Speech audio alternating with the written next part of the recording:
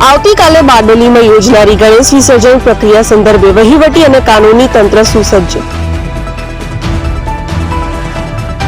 બારડોલી નગરમાં ગણેશ વિસર્જનને લઈ પોલીસ વિભાગ દ્વારા ફ્લેગ માર્ચ યોજાઈ।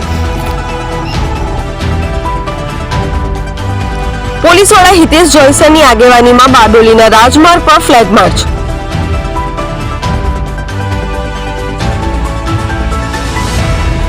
SP, DYSP, PI, PSI, SRP સહિતના પોલીસ કર્મીઓ સાથેની વિશાળ ફ્લેગ માર્ચમાં જોડાયા।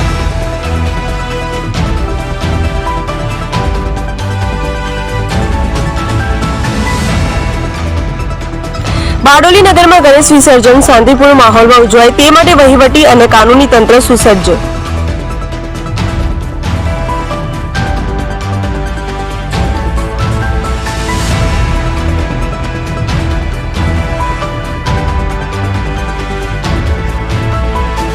હિતેશ પરીખ, જનસાક્ષી ન્યૂઝ, બારડોલી।